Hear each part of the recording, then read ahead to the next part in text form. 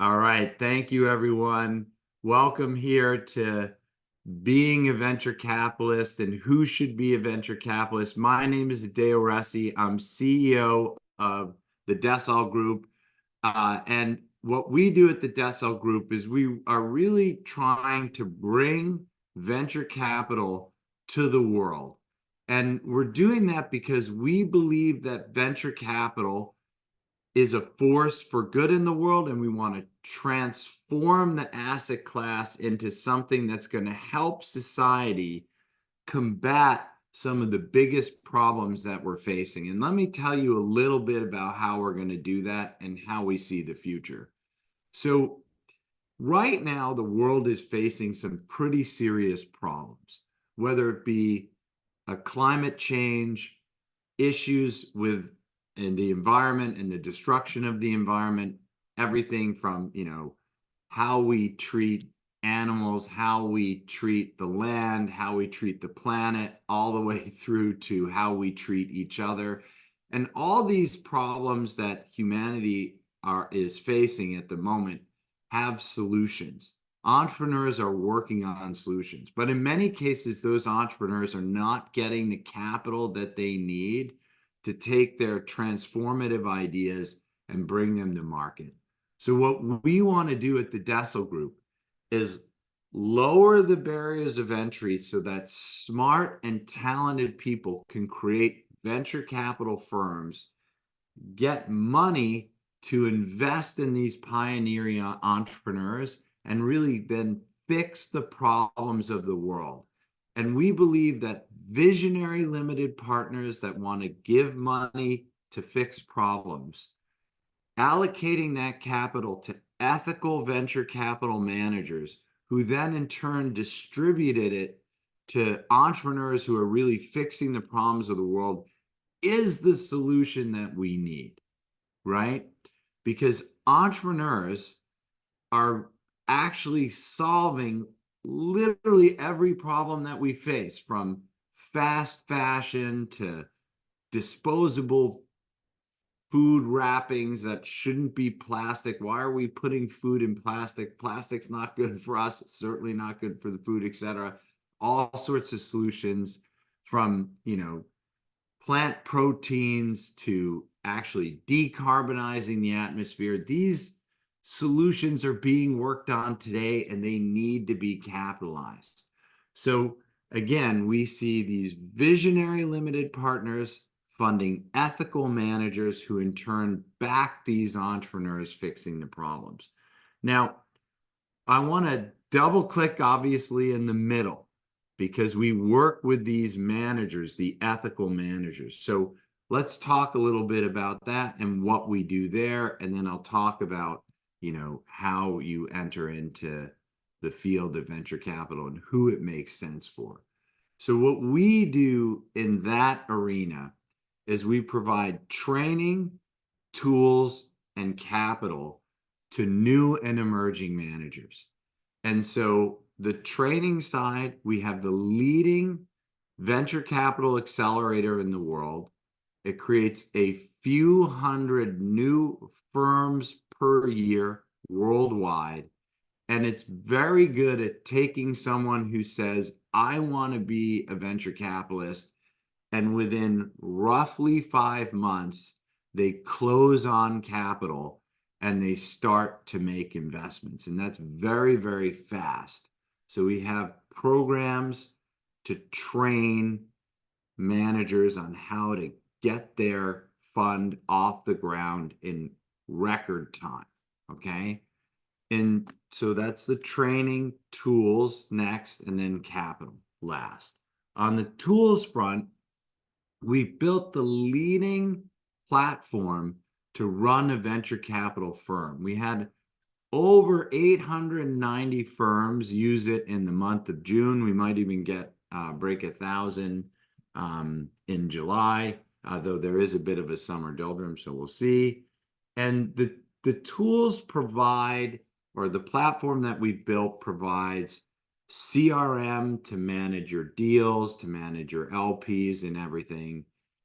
integrated back office accounting to manage all the finances and bank accounts that you need for your fund. It's got integrated digital signing so that your LPAs and various agreements are all signed in the platform. It's got an integrated file manager so that you can put a data room together for LPs. You can put reports for your LPs all securely in a file system. So it's like Affinity, DocSend, DocuSign, Carta, all rolled into one. And the best part about it is that it's basically free for all of the managers that we choose to work with. And we're picky about choosing to work with managers. I'll talk about that in a moment. And so last but not least, capital. We, in addition to the training and tools, we help managers get the money that they need to run their firm and make these impactful investments. And so first, we have a fund of funds that will make investments into new managers. And just so that you understand how the world works a little bit, there are not a lot of fund of funds and capital sources for new managers because new managers are considered very risky. So a lot of big institutional capital and things like that don't invest in new managers. So you get usually money from people you know for your first fund.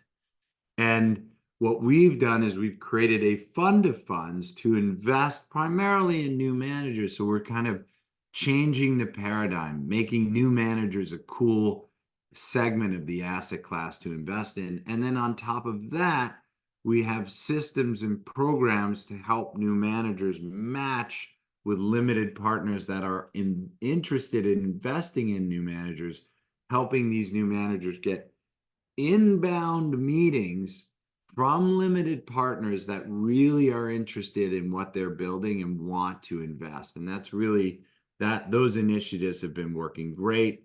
Our fund of funds is backing roughly 2 new managers per month. And then the matching programs are helping new managers find 7 to 10% of their fund sizes in some cases when they've been accepted into our matching programs. So again, we provide training with a leading accelerator, tools with a leading platform, and capital with a fairly unique new manager funding program for anyone that's looking to start an ethical venture capital firm. And let me just talk about the ethical venture capital firm for 1 second. So we really need to start putting money on solutions that matter in the world, right? And there's all sorts of things humanity needs, all sorts of things the planet needs, and we need to be funding these things. So we don't want the traditional venture capitalists that are like, I'll fund anything for any reason. I just want to make a quick buck. We want to help people launch firms and funds that are going to make a difference in the world. And so we ask that all of the managers that we invest in and that we support with our training, tools, and capital sign an ethical oath of conduct and publicly agree to it. And that's called the Mensarius Oath. And maybe we can share quickly the Mensarius Oath in the chat. The Mensarius Oath is simple. It's basically says, I'm going to, it has different components about being fair, about trying to do the right thing for the world, etc. And I would hope that kind of everybody would just be like, yeah, of course, I would sign the Mensarius Oath. Interestingly enough, not everyone does. I would say of the, roughly 20-something thousand people that have applied, probably 100 or so have said, I'm not interested in the Mensarius Oath. Of the 20-something thousand that have applied, we've accepted over a couple thousand, and pretty much every one of those people, so I think it's like 2,500 people or so, has publicly agreed to the oath, but I'm guessing that most of the 20,000 also agree with the oath. And I hope you agree with the oath as well.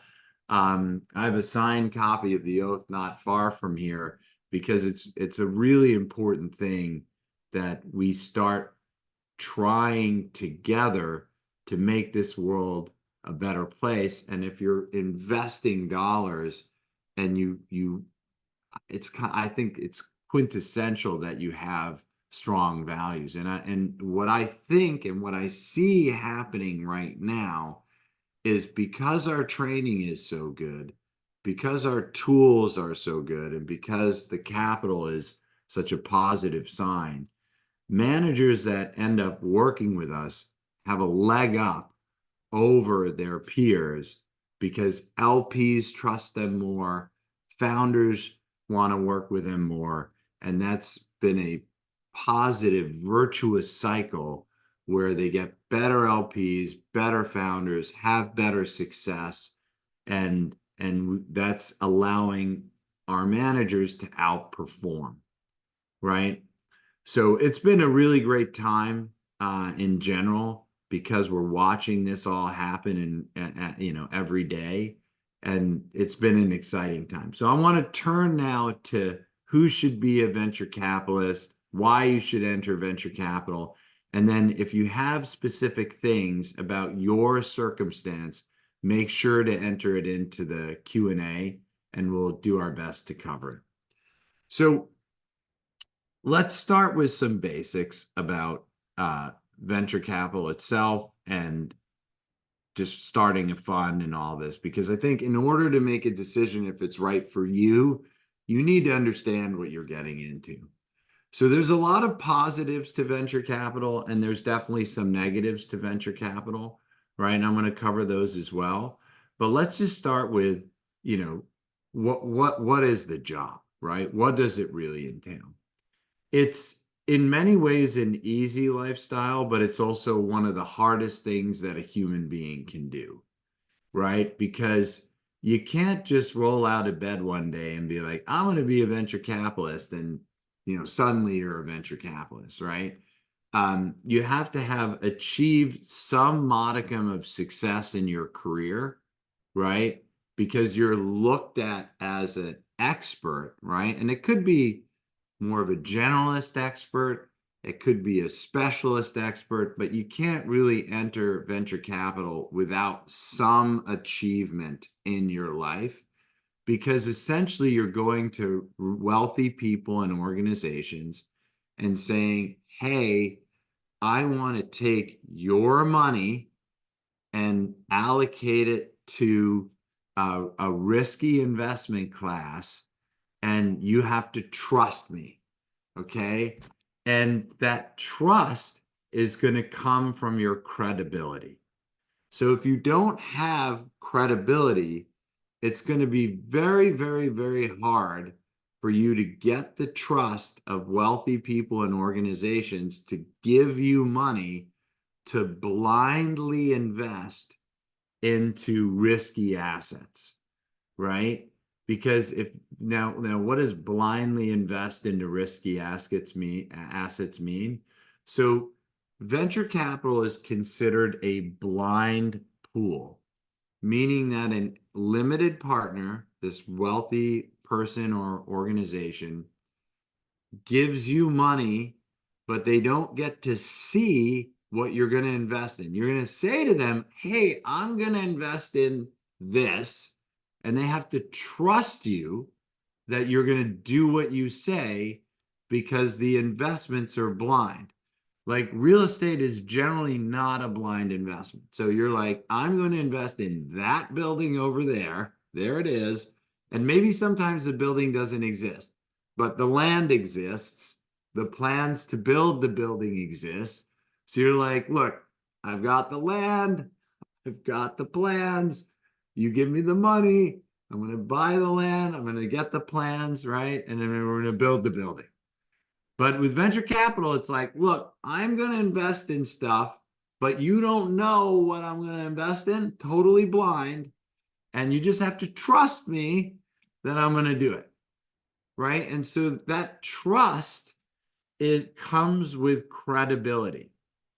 And so you need to have credibility in order to be a venture capitalist. And the best way to get the credibility is to have some sort of success in your background. And I want to talk about what the success in the background is, and then I'll give the pros and cons, right? So traditionally, credibility and success in your background is referred to as track record. And track record is pretty much all over the map. And we have an article on track record on govclab.com, and maybe we could put that in the chat as well. And it may take a minute to look it up. But so what is track record? Because you hear this all the time, and it could be really a lot of different things. But I can tell you the number one thing that is track record is you've invested before and got great returns, obviously, okay? And great returns can be quantified in a number of different ways. So it could be cash on cash returns, exits, which are obviously the best. It could be unrealized returns. So it could be something like TVPI or unrealized IRR. And that just basically means your portfolio has been marked up, but you haven't got cash on cash returns yet. So if you don't have cash on cash returns and you have other kinds of returns, you quantify those, and that's a great track record. Beyond that, right? So beyond those two, which are the best, there's all sorts of other track record that can be quantified. So, for example, there's quantified and then there's qualitative. But we're generally speaking with track record, if you're going into qualitative, which is unquantified, not so good. You always want to try to find track record that you can quantify. So I'm going to stick with some quantified stuff here. So if you have, let's say, done things that have led to financing, so I've helped companies raise a certain amount of money, that's quantified, and that's decent track record. And now I'll explain why. One of the jobs as a venture capitalist is, in theory, you're not going to give the company all of the money it needs, right? You're a VC, maybe you're a seed VC. You give the company, let's say, $500,000, right? The company may need over its lifetime to raise $20 million, right? So you're just a step along the way in funding. So if you have a track record helping companies raise rounds, then you could say, hey, look, limited partner, I'm going to give them some money, the companies that I fund, but then I'm going to help them raise more money afterwards. And I am an expert at raising more money. In fact, I've helped 50 companies raise $100 million. That's credible track record, right? That's appealing to an LP. So that's another form of track record, your skills at fundraising with startups.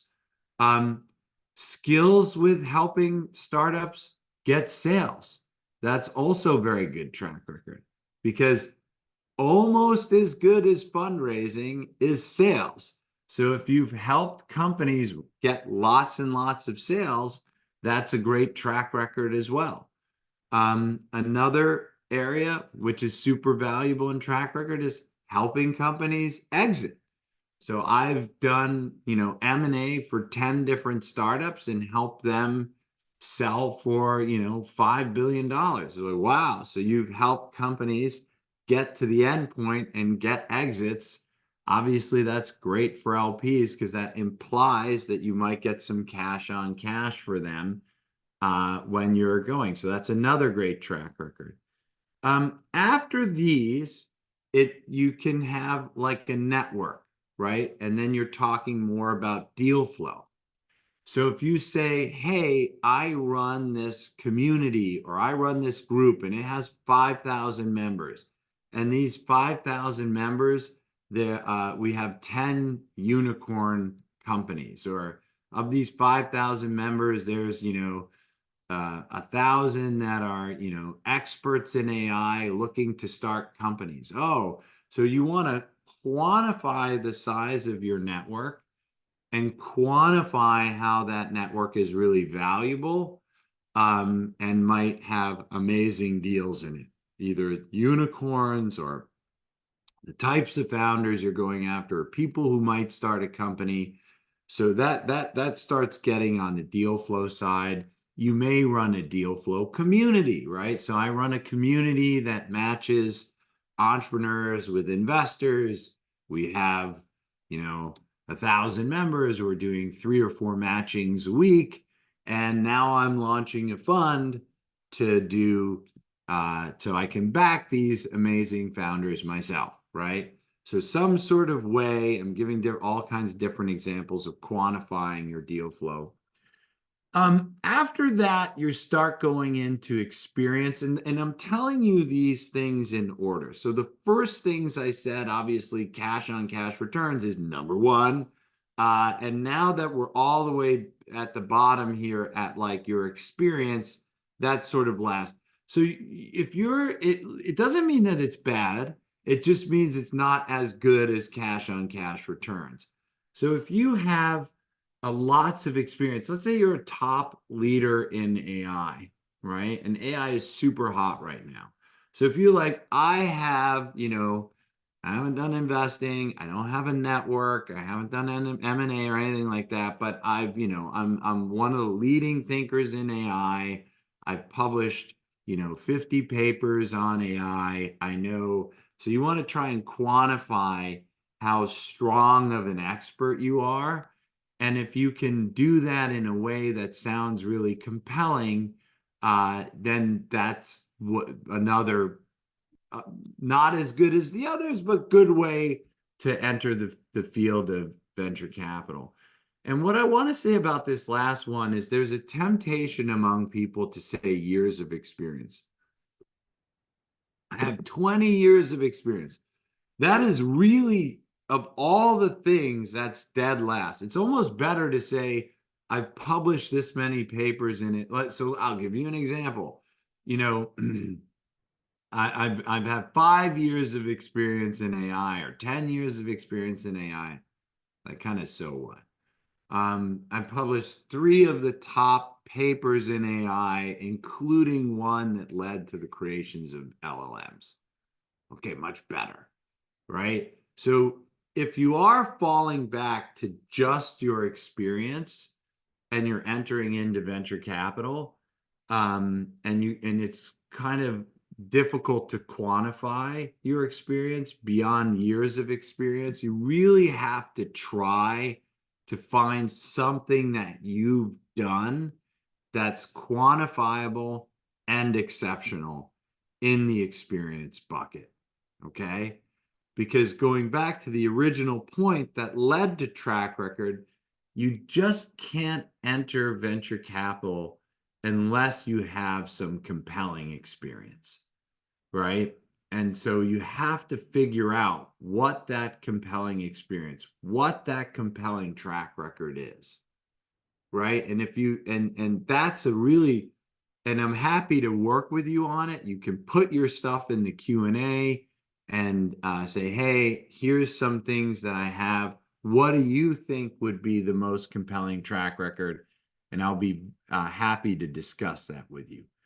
Okay, so we've talked a little bit about who you are, what are some of your backgrounds. I also want to just talk a little bit more about the money involved for you, because there's a lot of misconceptions of how much money it takes to start a fund. And then, as I mentioned, I'm going to talk about the pros and cons of being a venture capitalist, so you can make a determination if it's the right career for you. So a lot of people think it takes a lot of money to start a firm, and it's not wrong, but it's also not right. Okay, starting a firm is definitely not free. It doesn't, but it's also not, millions of dollars, right? So let's talk about what you need and what resources are required, et cetera. So the actual starting of the firm and all this stuff and setting it up, um, especially when you're working with something like us, it doesn't take a lot of money because we're giving you tools for free. The training is free, although we're going to start charging for it, but not a lot. I think we're going to charge $1,000 to be part of VC Lab, where it was free before.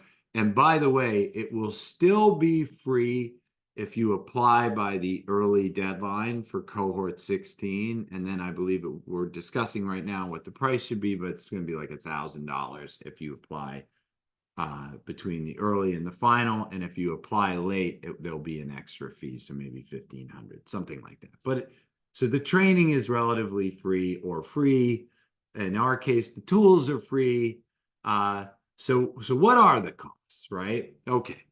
So first and foremost, and by the way, setting up all the entities and this type of stuff, there might be a little money that's required, but most of the expenses to set up the entities are paid from the closing by the investors. So if it costs you $50,000 or $100,000 to set everything up for a venture capital firm and fund, your limited partners pay for that, and the vendors all wait until you close to bill you. So you may have to put a little bit of money out up front, but most of that's paid by the limited partners when you're set up. So what you do need money for are the incidental expenses, maybe paying some of the stuff up front, right? Maybe you need some software licenses or whatever. You want to buy Notion or pay for Google. I forget what they're calling it now, the Google Suite.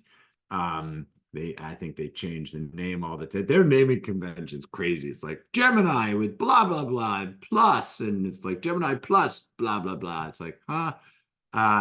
So anyway, the Google Suite. So you may want to pay for some incidentals out of pocket. So you might need to pay some vendors a little bit of money up front, but generally speaking, not substantial amounts of money. So where is the money in starting a fund? So there's a couple things, okay? You're not going to make a lot of money as a venture capitalist for the first couple of years. So you really need to have savings to survive on as you're building your firm and fund, right? And I would say we can get someone to a first close in about 5 months. Okay. And that's wicked fast. If you go out on your own and try and close a venture capital firm and fund, it normally takes 18 to 24 months. So now we've compressed that down to about 5 months, but still 5 months. Not everyone gets it done in 5 months. That's the average. Some people take a lot longer. So you need the resources to be able to survive for, assume a couple years or so without taking a lot of income, because your first fund won't make a lot of money. And you can consult here and there in the beginning, but once your firm is off the ground, it's difficult to do consulting. So, you're going to need resources to survive for, anywhere from a few months, like 6 months to a year to 2 years. So I would say a year to 2 years is really, and you'll have some income coming in from the fund. And as I said, you might be able to do some consulting on the side, but basically it's going to be a lean year or two getting the fund off the ground, period. It's just the way it is.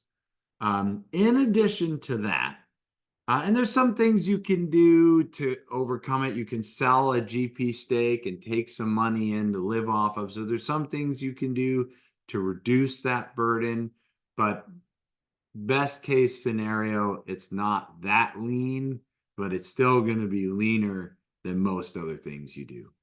In addition to that, Depending on what your fund size is, you might be asked to have a 1% GP commit, or to commit 1% of the fund. Now, interestingly enough, if your fund size is smaller, then the LPs generally don't require that you do a 1% GP commit, because they're saying, look, the fund size is small. You're not going to make a lot of money. You don't have to do the GP commit. But if your fund size is larger, then the LPs will say, hey, you need to do a 1% GP commit. So again, on, a $10 million fund, a 1% GP commit is 100,000. If there's two GPs and they have 50%, they split it. So it would be 50,000 each, right? And then that is made as capital calls are done. So if you do a 20% capital call on close, you would then need to put 20% of the 100,000. If again, they're two GPs, and that's split, it would be 10,000 each on close that you would have to put in, because it's 20% of 100,000, which is 20,000, split 50-50, 10,000 each. So it's not that bad, the GP commit, but it's something that you should be aware of, that you'll need to do in order to start a firm and a fund, especially if you're starting it with a 10 million or larger fund size. You will need to do usually a 1% GP commit, and less than 10 million, most of the time the GP commit is waived. Okay, so we talked a little bit about the money. You're going to need to live for a year or two. You're going to need to have a GP commit, and you might need to spend some money on extraneous expenses here and there. Let's talk about the lifestyle and then open it up to your questions, because I see some questions are coming in. So it's an interesting life as a VC. It definitely gets a lot better over time. Okay. So fund one is pretty hard. Fund two is quite a bit better. Fund three, it's hard to raise, but if you can raise fund three, you're starting to live a pretty good life. And fund 4, 5, 6, 7, being a VC is a great life. So a lot of times people are like, oh, I see so-and-so, they live such a great life. They take long vacations in the summer. They get paid really well. They work on interesting stuff, la, la, la. And that's like the VC on fund 4, 5, 6, 7. The VC on fund 1 through 3 is, your life is not that as lovely as, let's say, fund 4, 5, 6. So, in those early years, you're spending a lot of your time fundraising, okay? A lot of your time fundraising. And also, you're spending a lot of your time doing deals. And just doing deals, a lot of it's like learning and really diving deep into things. But you're saying no, if you don't have a lot of deal flow, you may say no 99 out of 100 times. If you have good deal flow, you may say no 999 times out of 1,000, right? So, depending on your deal flow, it's somewhere between, let's say, 99 and 999 no's for one yes. And that's just something to be aware of. If you are really good at saying no, and there are lots of people, I mean, I'm fundraising. People tell me no all the time. They do it in a really great way. Sometimes I go back to them and try and convince them not to say no, but saying no is part of the game, and doing it in a way that makes people feel good is a really is as much an art as picking the good companies to invest in, right? But a lot of venture capital is saying no. And so in the beginning, as I said, you're going to be doing a lot of fundraising. maybe if I look at the first 4 or 5 years of a venture capital firm, which might be 2 or 3 funds, 70, easily 50%, but more like 70% of your time is spent fundraising, and only 30 to 50% of your time is spent doing deals. Now that changes as the firm goes later in life, where you'll probably do most of your time doing deals, and it will start to inverse, and so maybe you get down to 30% of your time fundraising, but you're always going to be doing some fundraising. The limited partners are your customers, okay? Very important point. And the deals that you do, your investments are the product, okay? Customers, product. Deals are product, LPs are customers, right? So you're serving customers and making product, right? And so that's why fundraising takes a lot of time. So given all that, that's what really being a VC is, right? And so you got to have some success, and we talked about what that looks like. You need to have some resources, but you don't need a ton of success. You don't need a ton of resources. And then you're going to be in a job, where you say no a lot of interesting perks, a lot of interesting stuff. But you're going to be doing a lot more fundraising than you think, especially in the first years, like 70% of the time, and a lot less deal doing than you think, like 30% of the time. And if that's something you're interested in, because you can, in fact, have a massive positive effect on the world, then venture capital is right for you. And I like to say the following: if you see a problem, fix it. Right? We have so many problems in the world. Everyone here has to be responsible for fixing them. If you're passionate about a problem, start a company, right?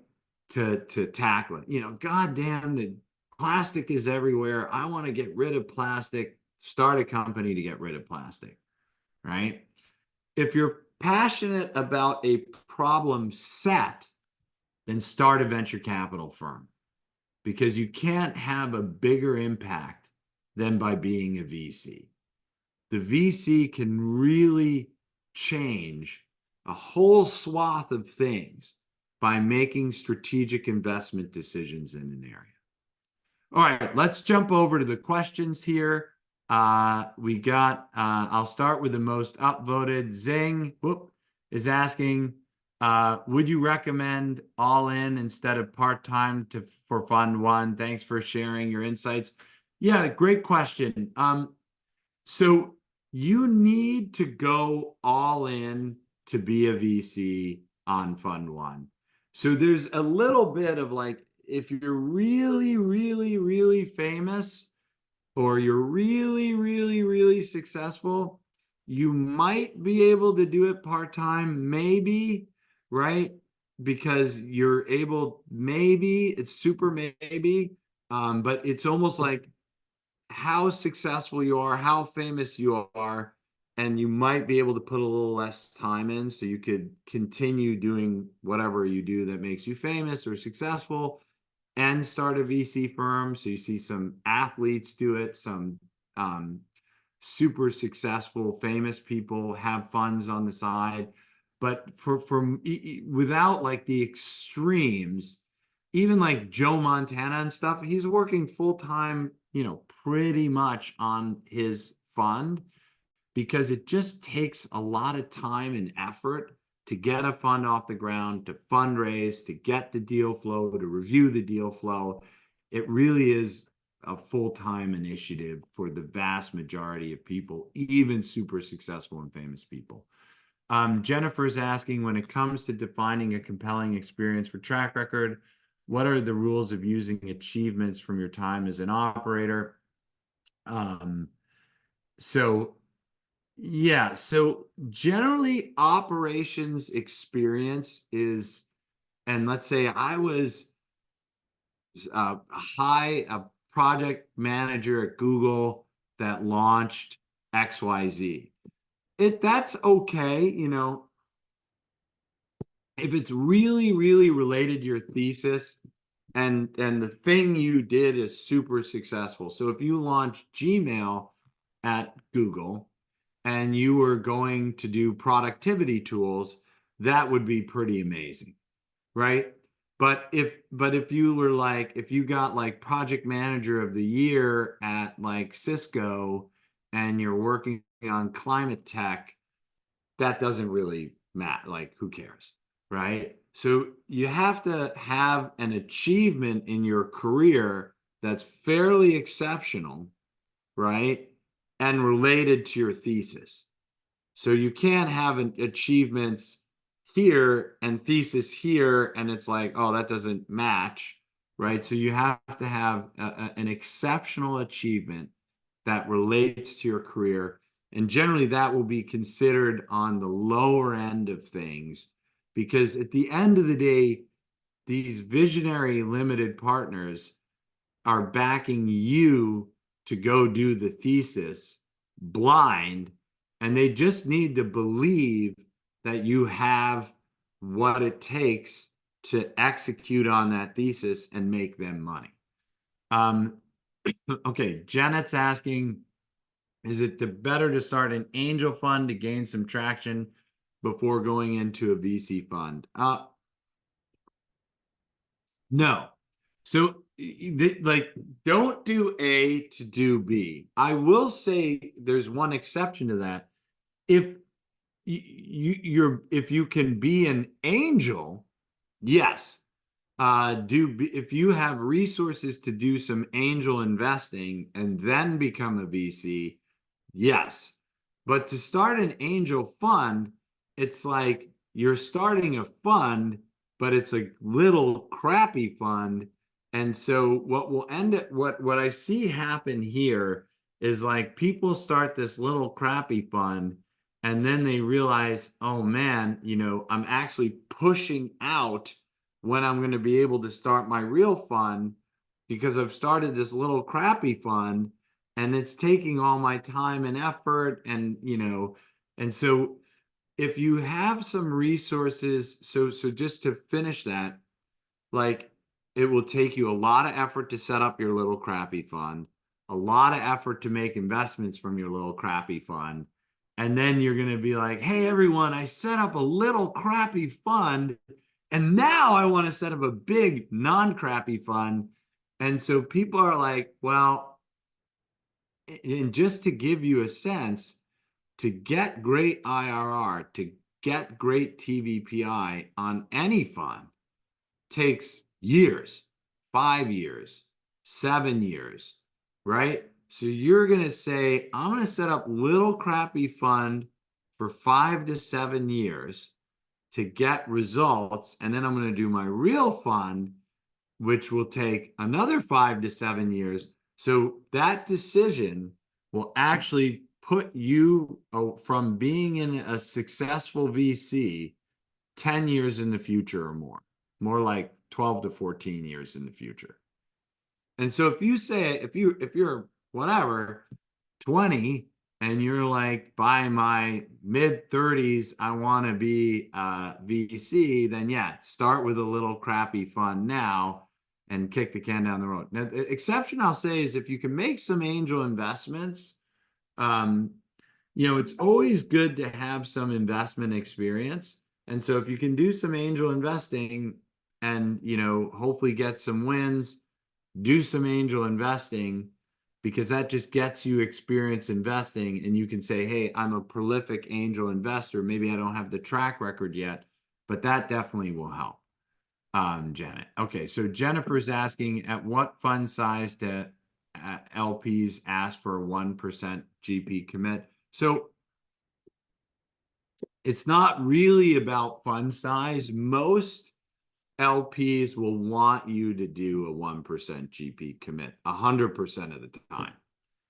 When your fund size is below $10 million, we see that GPs, that the general partners or the people starting a fund can ask for and get away with not doing a GP commit because they say, look, the fund is really small, it's not generating a lot of fees, and so I need to conserve my resources to live.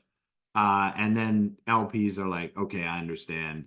You don't have to do a GP commit, but it's still going to be a conversation. They'll say like, oh, well, we want you to have a GP commit, and you'll say, well, again, because the fund is small. So I would say 10 million and under is where you can have that dialogue.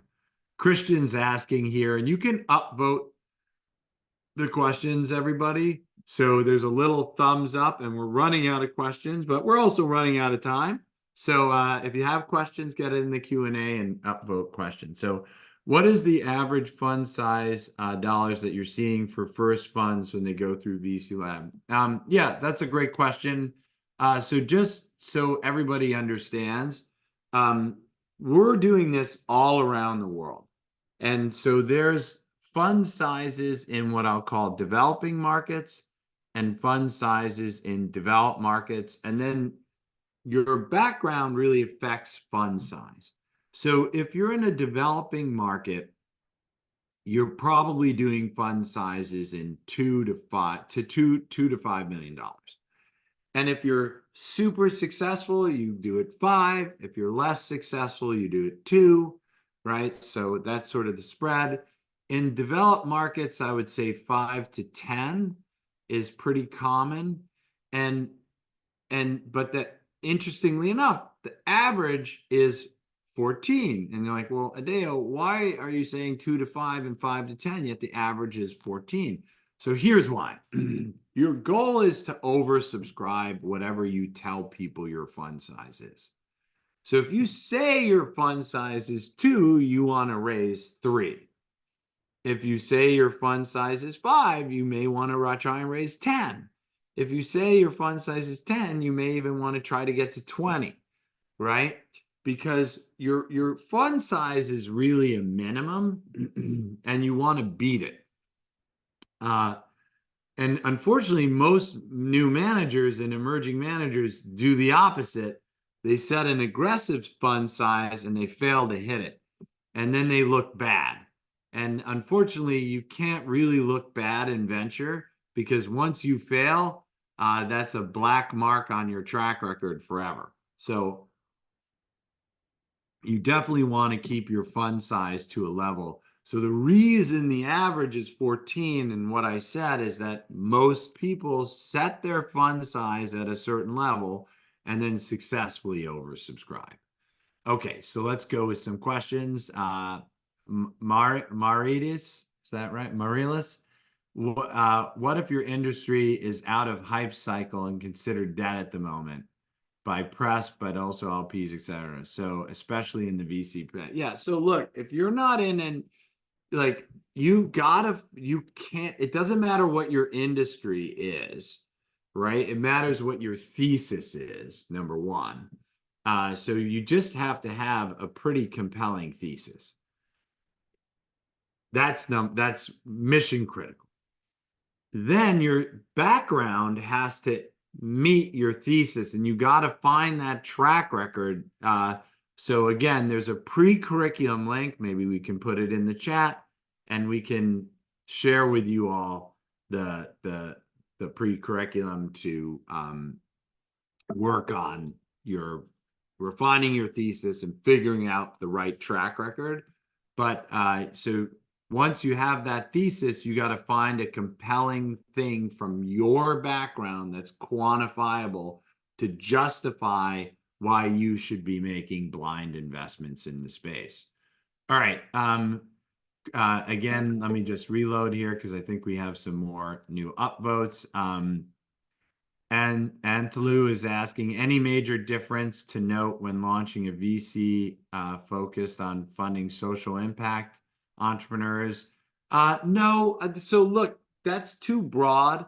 Social impact entrepreneurs is too broad a thesis because you could argue anyone's a social impact entrepreneur. Like even people who are having negative social impacts are having a social impact, right? So you have to be very specific in your thesis. In fact, there was a survey not long ago by tons of LPs, and we found this ourselves because we have 139,000 LPs in our systems. LPs prefer specialized funds. Specialized funds have theses with specific geographies, specific stages, and a specific industry. And, social impact entrepreneurs is too broad. But that genre is very popular, but you really do need to drill down in specifically what you're doing and specifically how it will help. There's another question here. Can you talk a bit about, from Pramod, can you talk a bit about how does a VC find deal flow? Yeah, so ideally, this is going to be an area that you have going in, right? If you don't know how you're going to get deal flow, that's something you really need to put a lot of thought into before you start a fund. Now, because most people that start a fund are accomplished, so they have some success, then they can say, okay, I am starting this fund because I've been I launched Gmail at Google, or I have this investing track record, or I, help companies with M&A, or I help get funding. And so you're going to have a sense then, because you've done this thing before, of where your deal flow is coming from. If you don't have that sense, then you have to work on deal flow. And we'll cover how to do that in the program. I want to get through a few more questions, but, so if you can't get deal from your past experience, you can have partnership sources of deal flow. Like I work with accelerators, incubators, whatever, and I have deal flow because I have partnerships with them. You could build some sort of brand or a social channel or community as a source of deal flow. You could, do outbound deal flow, which is another very popular trend right now. So I've set up an algorithm that does this, this, and this. It reads LinkedIn posts and it finds all this stuff. So lots of ways to do it, but it's a kind of prerequisite to have good deal flow to get in. All right. Christian's asking, what is the average? Oh, sorry, I answered that. He's asking another question. At what point can you start charging a management fee?